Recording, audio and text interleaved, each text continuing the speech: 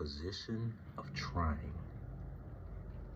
When you're trying, people may deem that you're actually crying because it's too much. You putting it all out there, you like, look at me. It's a call for attention. When you're trying, people may assume you should be flying. Like, you should be above that. You should be having results that are material. We should be able to see you moving forward because you're flying, you're trying. When you're trying, you are choosing 1, 2, 3, A, B, C. One of them might be right. 2 of them are definitely wrong. But you're trying.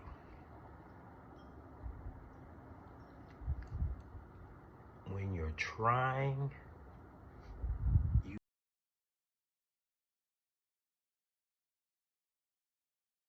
randomly, uniformly, in search of paradise clarity, rUiSoPC. Randomly, uniformly, in search of paradise clarity, blessings. I wanted to make this video in light of it being very cold. I have my heater that is heating up because this is an old house, and when it gets cold, you know, I'm not sure what that's called, but basically, yeah, it gets warmer in here, but it makes that noise. I wanted to make this video on the account of many actions in light of the sun, in light of the work that is yet to be done. I found it important to really just take some time to really feel the essence of SAD. S-A-D, the standard American diet. It definitely is sad. And it's put me in a situation where I've really had to think about what I'm consuming, how I'm consuming it, how often am I consuming it. Just a lot of direction into gut health. So these last couple of days I've been struggling with a lot of stomach pain, and it really just had me tripping. So I went to get it checked out. I don't have any kidney stones or gallbladder issues that they could see, but it's possible I have an inflamed stomach. And so I've just kind of been working on how I can navigate that now going forward. And it really had me thinking about my relationship with food and just what journey I am on discovering how to eat the most healthy. I do love vegetables, I do love fruit, but I am also very addicted to sugar.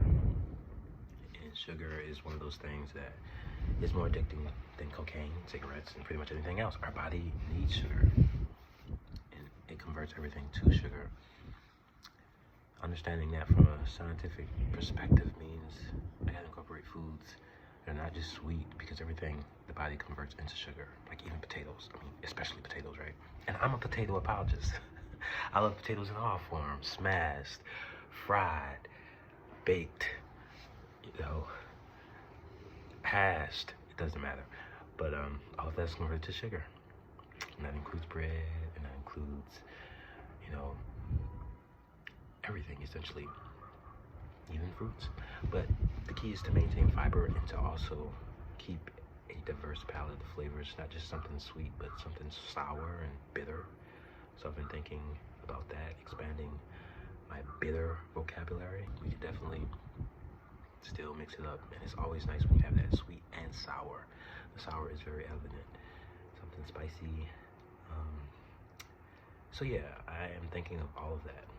I'm feeling much better today, but going forward, I know I have to make decisions that will best service my health in the ways that I can control, and that basically means making food, you know. And I think, you know, I was having a great conversation with a friend of mine about this recently. Sania, shout out to you. And we talked about just like what it means to make meals, and she's a great baker. She bakes all these cakes and pies, and we were just talking about the differences between baking and cooking and how both of them are kind of like seen as the same, but obviously there are different formulatic approaches, if that's a word. So anyway, I want to just be more colorful and diverse in my cooking so that I'm not reliant on packaged foods.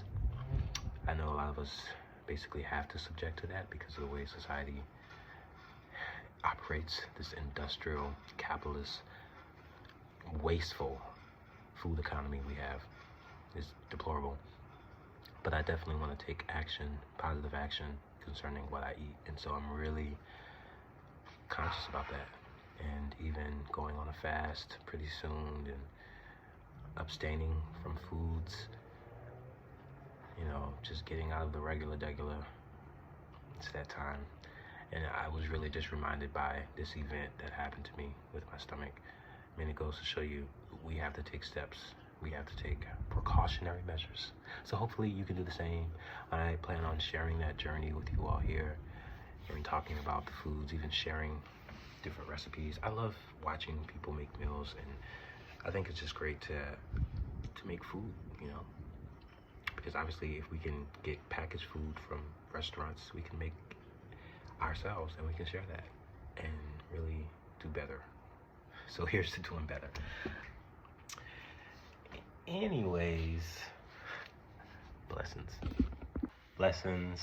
buttons, everyone. It is rUiSoPC,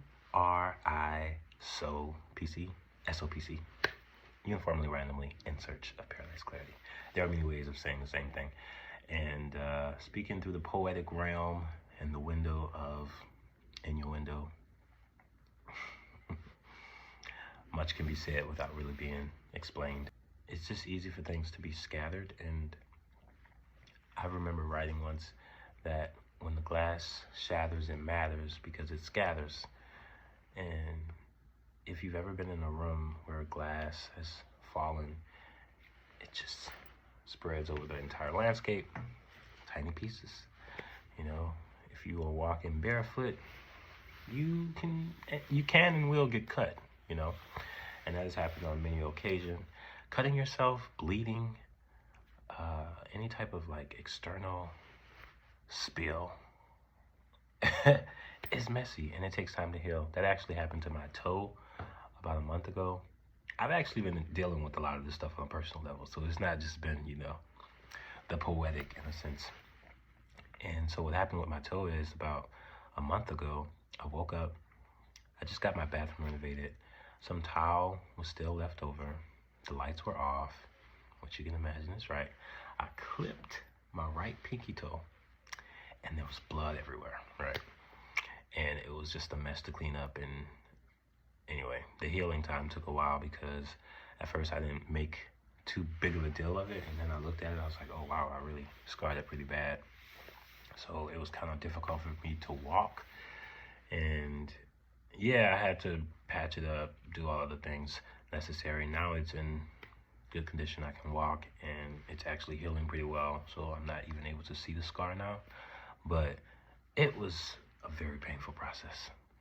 And it could have been avoided if I had, you know, clothes and shoes, or maybe just the light on, or maybe taking that towel over to another part of the house. But the point is, I had to pay for that, and it was very difficult.